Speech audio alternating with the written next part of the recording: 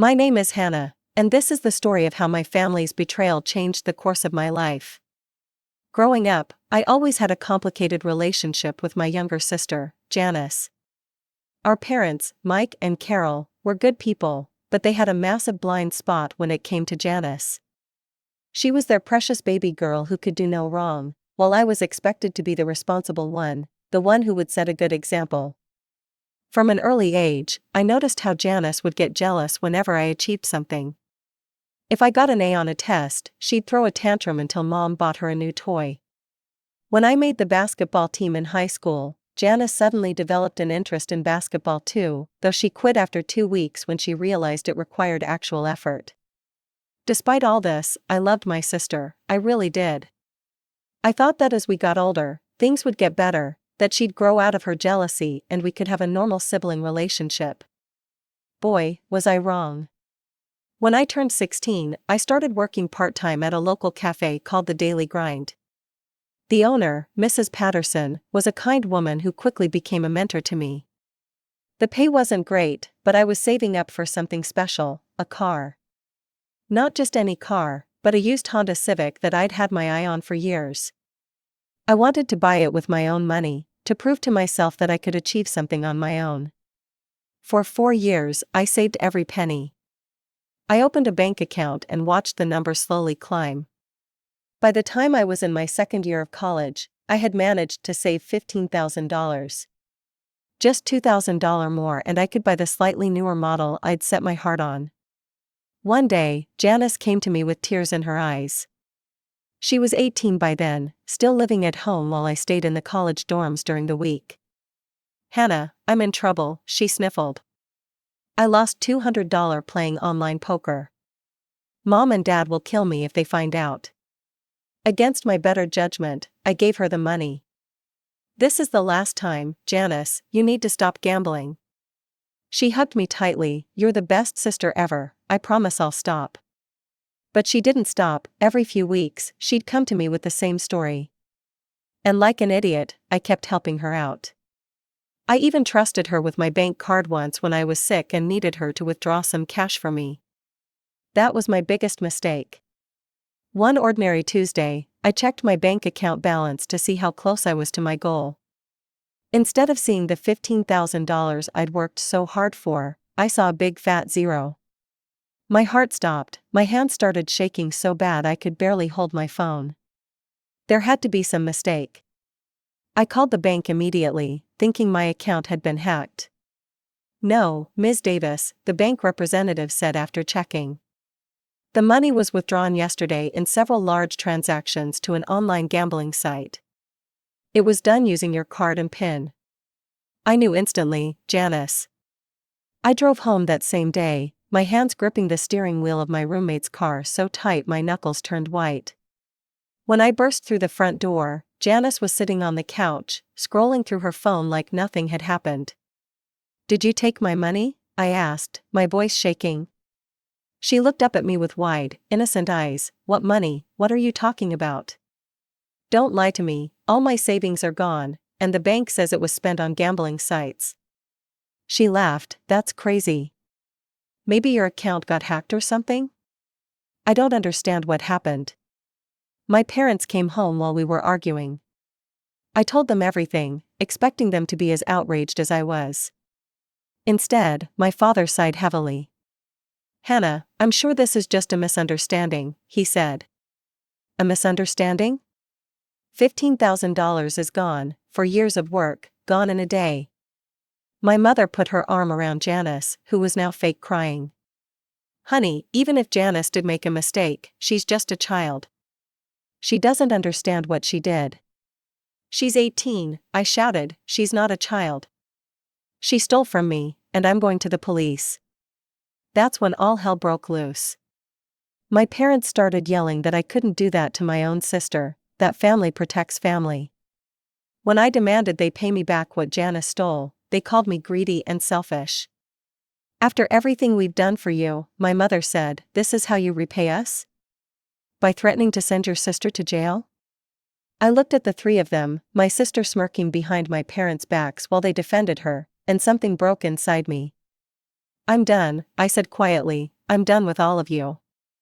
I packed a bag that night and called my friend Lisa, who let me crash on her couch. 3 days later, I got an email from Janice that confirmed every horrible thought I'd had about her. It was my photo with the word loser written across it. The message read, "Mom and Dad will always take my side. I spent your money and had so much fun doing it. If you had more in your account, I would have taken that too. Every time I play online, I think about your face when you found out." That was the moment I decided to cut them all out of my life completely. My sister was toxic, and my parents were her enablers. I didn't need that poison in my life anymore. 6 long years passed without a single word between us.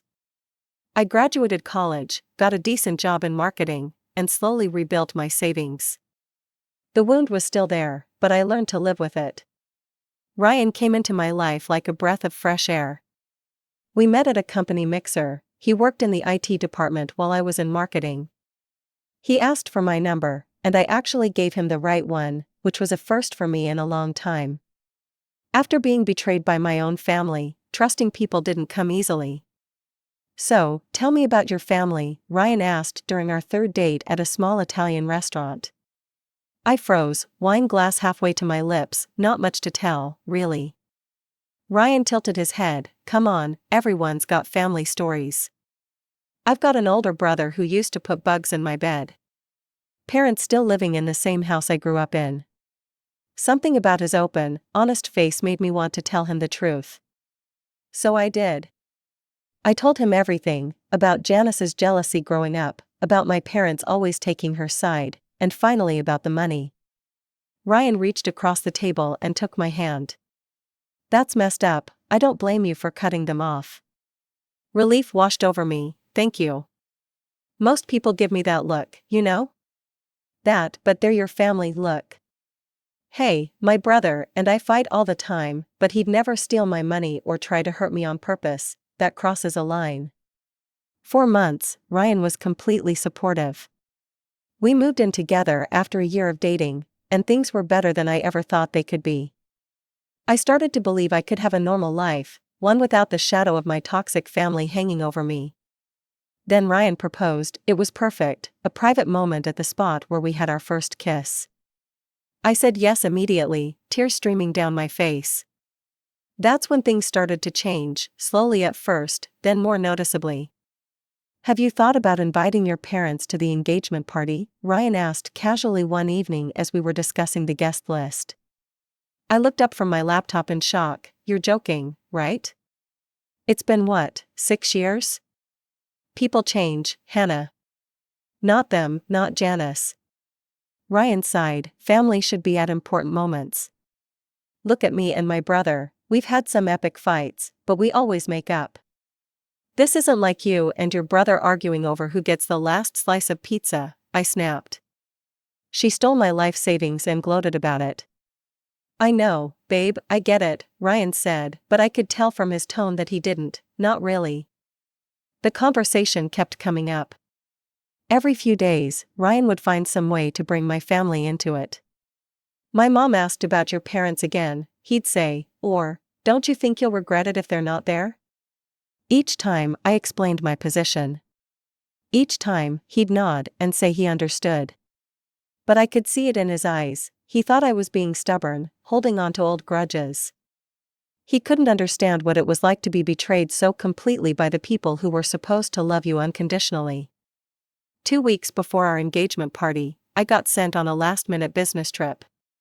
A big client was unhappy, and my boss needed someone to go smooth things over in person. I wasn't thrilled about the timing, but Ryan assured me everything would be fine. "Don't worry about a thing," he said, kissing me goodbye at the airport. "I'll handle all the final details. Just come back ready to celebrate." I should have known something was wrong when he was being so weirdly cheerful about me leaving right before our party, but I trusted him. After all, he was going to be my husband. The business trip was intense, long meetings, tense negotiations, barely any sleep. I flew back the day of our engagement party, going straight from the airport to the restaurant in the dress I'd packed. I was exhausted but excited to see Ryan and celebrate our future together. When I walked into the private room we'd booked at La Bella Vita, my eyes immediately zeroed in on them. My parents and Janice, sitting at a table near the front, like they belonged there. The room started spinning, I felt like I couldn't breathe. Ryan spotted me and hurried over, a big smile on his face that quickly faded when he saw my expression. "Surprise," he said weakly, "I thought it would be nice to." "What are they doing here?" I hissed, cutting him off. Ryan took my elbow and guided me to a quiet corner. I reached out to Janice on Facebook. "They really want to make amends, Hannah, they're your family." "You had no right," I said, my voice shaking with anger, "no right to go behind my back like this." "You're exaggerating everything as usual," Ryan sighed, "they're very nice people. I don't understand why you've been so cruel to them. Your sister was just a kid when that happened." I stared at him, unable to believe what I was hearing. This man, who had held my hand while I cried about my family's betrayal, was now taking their side? Before I could respond, Ryan's parents approached us. "Hannah, dear," his mother said, "family disagreements happen all the time. But blood is thicker than water, you need to forgive." That was the final straw. These people who barely knew me were now lecturing me about my own family? I looked around the room, everyone was watching us, waiting for the happy couple to start the celebration. Instead, they got to witness me at my breaking point. "Ryan," I said loudly enough for those nearby to hear, "you went behind my back and invited the people who hurt me the most in this world. You betrayed my trust." I pulled the engagement ring off my finger and placed it in his palm. "The engagement is off, the wedding is off, we're done." The room went silent. Ryan's face drained of color. "Hannah, don't do this, you're overreacting." "No, I'm finally seeing clearly," I replied. Then I turned and walked out, leaving my ex-fiance and my estranged family behind.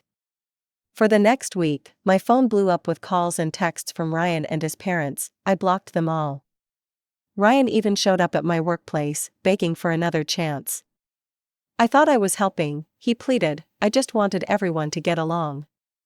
"You don't get to decide when or if I forgive my family," I told him. "That was my choice, and you took it away from me. We're done, Ryan, please don't contact me again." Life moved on after the engagement disaster.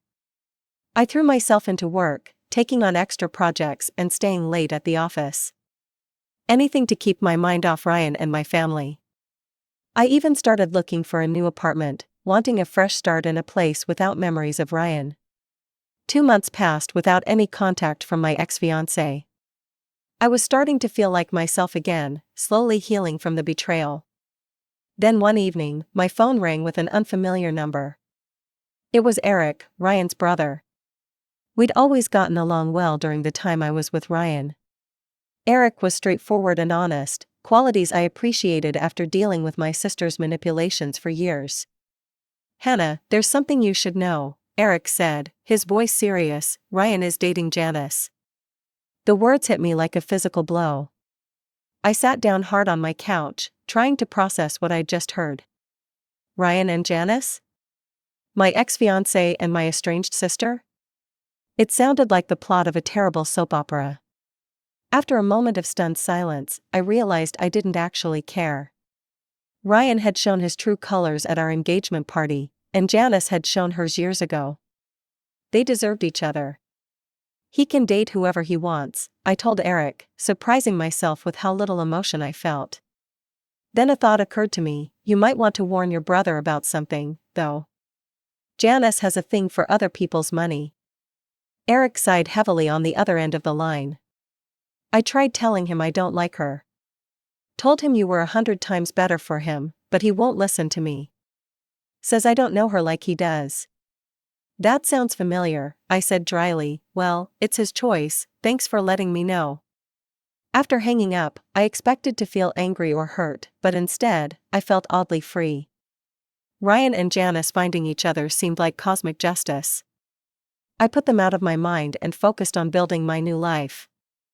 I moved into a nice one-bedroom apartment across town, got promoted at work, and even went on a few casual dates. Months passed without any drama, And I started to believe that maybe the toxic chapter of my life was finally closed for good. Then Eric called again. "Hannah, you're not going to believe what happened," he said, sounding both angry and oddly satisfied. "Your sister screwed over my brother, just like you warned me she would." According to Eric, the saga had unfolded exactly as I might have predicted. First, Janice convinced Ryan to spend all the money he'd been saving for our wedding on an expensive trip to the Maldives. Then she slowly drained his accounts, buying herself expensive gadgets and jewelry. But the real kicker came when she persuaded Ryan to take out loans totaling over $120,000. She fed him a story about an amazing business opportunity, promised huge returns, and then vanished with all the money. He filed a police report against her for fraud. Eric told me, "She's on the run now." I listened to the whole story in disbelief. Even knowing Janice as I did, the scale of her deception was shocking. She'd taken her schemes to a whole new level. "I tried to warn him," I said, feeling no satisfaction in being right, but he wouldn't listen to me either. "Same here," Eric replied. He was completely under her spell, wouldn't hear a word against her. After the call ended, I sat in my living room, trying to process everything.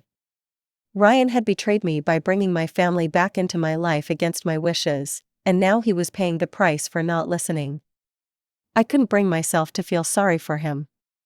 He'd made his choice. The next day brought yet another unwelcome surprise. There was a knock at my door around dinner time. When I looked through the peephole, I saw my parents standing in the hallway.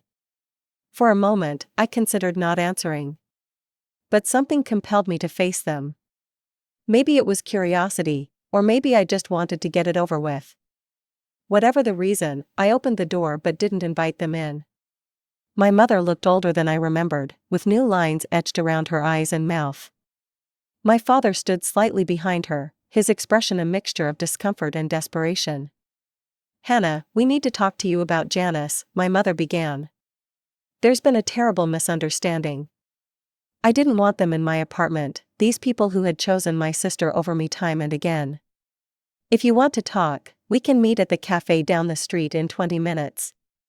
At the cafe, we sat at a corner table. My parents wasted no time getting to the point. They needed me to convince Ryan to drop the charges against Janice. According to them, it was all a big misunderstanding, and Janice didn't deserve to go to jail. I stared at them in disbelief. After everything that had happened, they were still defending her, still making excuses. And now they wanted me to help her evade the consequences of her actions yet again. "Ryan and I aren't together anymore," I told them. "He's not going to listen to me, and I wouldn't ask him to drop the charges even if he would." My mother's face hardened. "You've never loved your sister. You've always been jealous of her." It was the same old script, the same tired accusations they'd been throwing at me for years. Nothing had changed, they hadn't learned anything. "I'm not involved in Janice's problems," I said firmly. "She created this mess, and now she has to deal with it. You've always stood up for her, forgiven her for everything. Now you can deal with the results of your parenting." As I walked away, I felt a weight lifting from my shoulders. For years, I'd carried the hurt of their betrayal, wondering if I could have done something differently, if I should have tried harder to maintain a relationship with them despite everything. Now I knew the answer was no. They would never change, and I was better off without them. A week later, Ryan showed up at my office. He looked terrible, unshaven, dark circles under his eyes, clothes wrinkled. My assistant tried to turn him away, but I told her it was fine. I wanted to hear what he had to say. "Hannah, I'm so sorry," he began as soon as my office door closed behind him. "You were right about everything, about Janice, about your parents. I was a fool." He went on, explaining how Janice had manipulated him, how she'd played on his sympathies and his desire to help. How she'd taken everything he had and left him with nothing but debt. "I need your help," he said finally. "I'm dealing with financial problems, psychological problems. I thought maybe you'd support me through this because of what we once had." I looked at the man I had once loved, the man I had planned to marry, and felt nothing but pity. "Ryan, that's your problem now, not mine, please leave." He seemed shocked that I wouldn't help him, as if his betrayal meant nothing now that he needed me. Without another word, he left my office, and I went back to work. That night, I met James for dinner. We'd been dating for a few weeks, nothing serious yet, but he made me laugh, and after everything that had happened, that meant a lot. As we shared a bottle of wine, I realized I was finally moving on, finally free of the toxic relationships that had defined so much of my life. My relationship with James was progressing nicely. Unlike Ryan, he listened when I told him about my family and respected my boundaries. He never pushed me to reconcile with them or questioned my decision to keep them out of my life. It was refreshing to be with someone who accepted me as I was, baggage and all. 3 months into our relationship, I received another call from Eric. We'd stayed in touch occasionally after everything that happened with Ryan and Janice. "They caught your sister," he said without preamble. "The police detained her yesterday." According to Eric, the police hadn't recovered the money Janice had stolen. She'd spent it all on luxury purchases, designer clothes, expensive electronics, fancy hotels. A criminal case had been opened against her for fraud. "Just a heads up," Eric added before hanging up. "Your parents came to see mine, asking them to convince Ryan to forgive Janice and drop the charges. My parents refused, of course. I think your parents might come to you next, looking for money." I thanked him for the warning, though I doubted my parents would have the nerve to ask me for financial help after everything that had happened. I was wrong.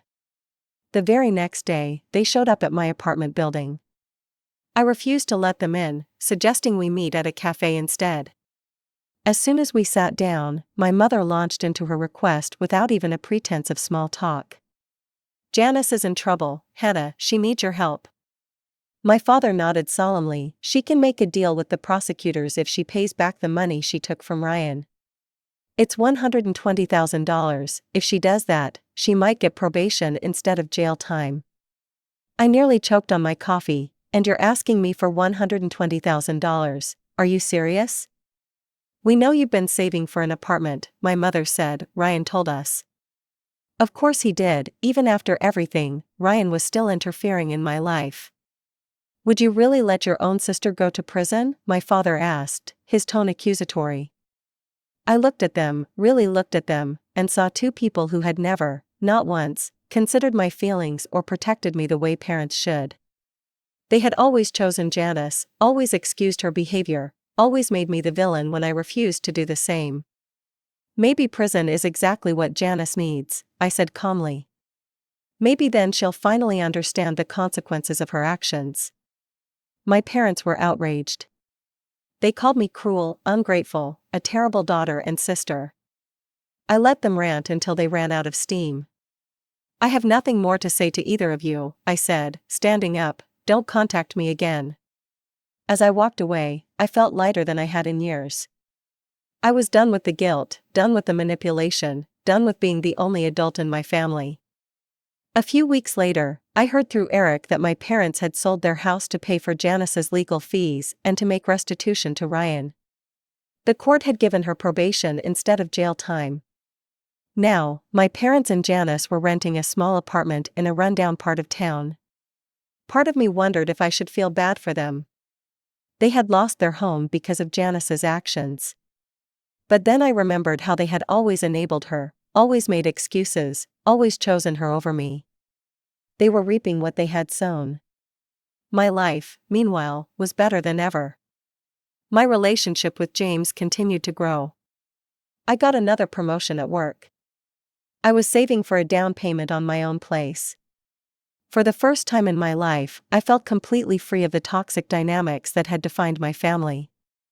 Sometimes I think about what could have been different.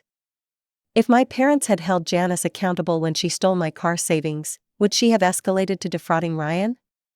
If Ryan had respected my boundaries about my family, would we still be together? These questions have no answers, and honestly, I'm not sure I want them. What I do know is this: sometimes the family you're born into isn't the family you need. Sometimes the people who are supposed to love you unconditionally are the ones who hurt you the most. And sometimes, cutting those people out of your life is the only way to find peace. I don't regret my decision to walk away from my sister and parents. I don't regret ending my engagement to Ryan when he betrayed my trust. Those were acts of self-preservation, not cruelty. I had given them all multiple chances, and they had shown me repeatedly who they truly were. James asked me recently if I ever miss my family. The question caught me off guard because I realized that I don't. I miss the idea of having a loving family, but I never actually had that. What I had was a sister who resented me and parents who enabled her worst behaviors at my expense. Family isn't just about blood, I told James, it's about respect, trust, and genuine care for each other. He squeezed my hand, understanding without me having to explain further. Some people might call me cold or unforgiving, maybe I am. But after years of being betrayed by the people who should have been in my corner, I've learned that forgiveness isn't always the answer. Sometimes, the answer is simply to walk away and build a better life without them.